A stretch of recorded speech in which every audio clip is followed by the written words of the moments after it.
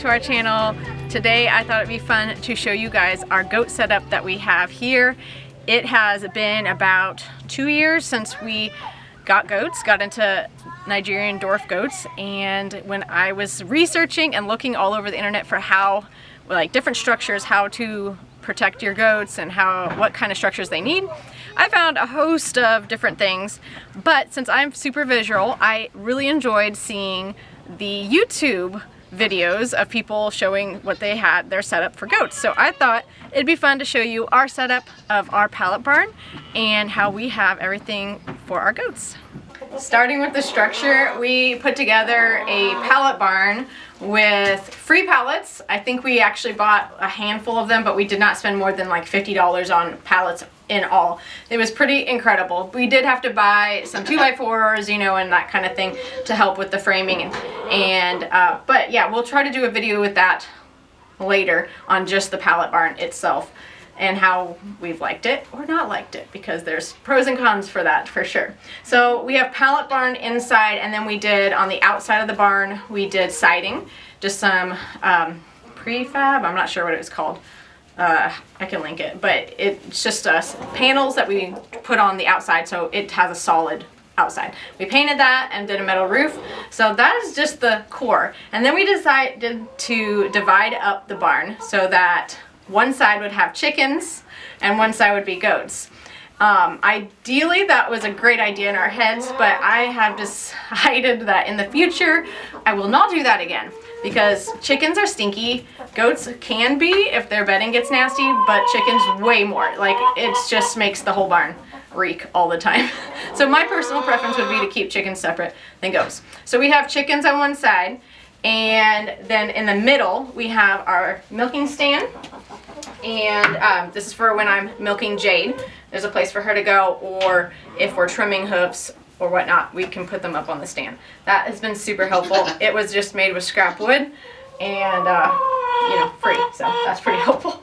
Also in the middle we have some hay and some straw, and their feed inside metal bins. So we have been battling rats in our barn since the beginning. We have a dirt floor and they just dig right in. It doesn't matter if you put stuff on the outside to keep them in, they will dig like up and under and come in the middle of the barn. It's insane. So that's like a constant battle in our barn. So we only keep one bale of hay and one bale of straw because they will destroy them, poop and pee open. It's really disgusting.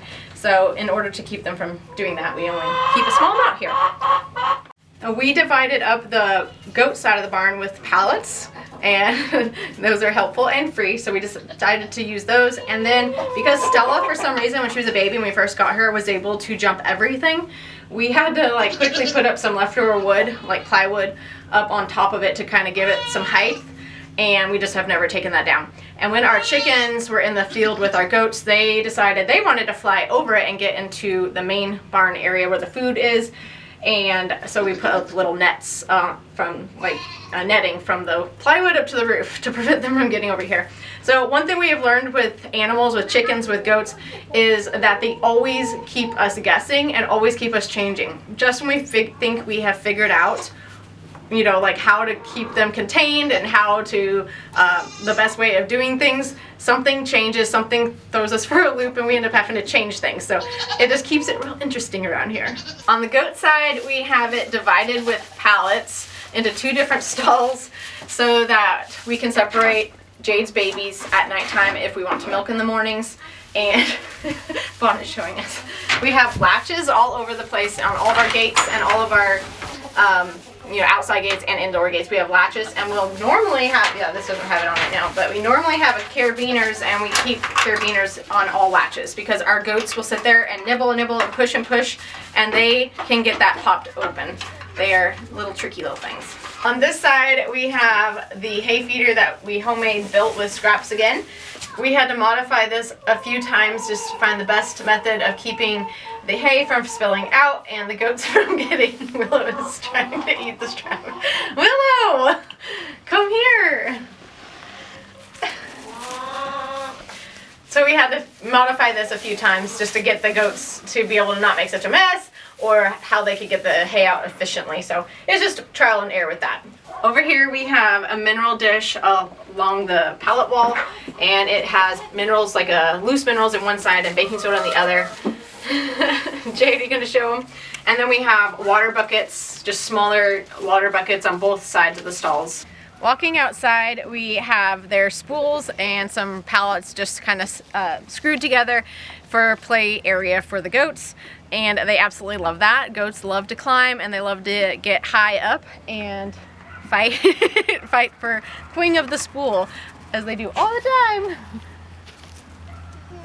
Their whole area that they have in here is about 1/4 of an acre, and that has been really good for just the few goats that we have. We also let them out when we're out, and they'll free range the rest of the property when we can watch them. Next, we just have their water troughs over in the corner that we have outside, and they actually prefer these ones over their buckets.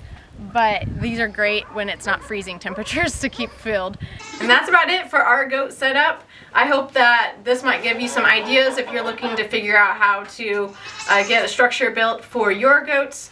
And if you already have goats and you have a neat setup, please drop a comment below and share with us how you have a setup for your goats, whether they be Nigerian Dwarfs or the larger breeds as well. Thanks for watching, guys, and we'll catch you on the next video.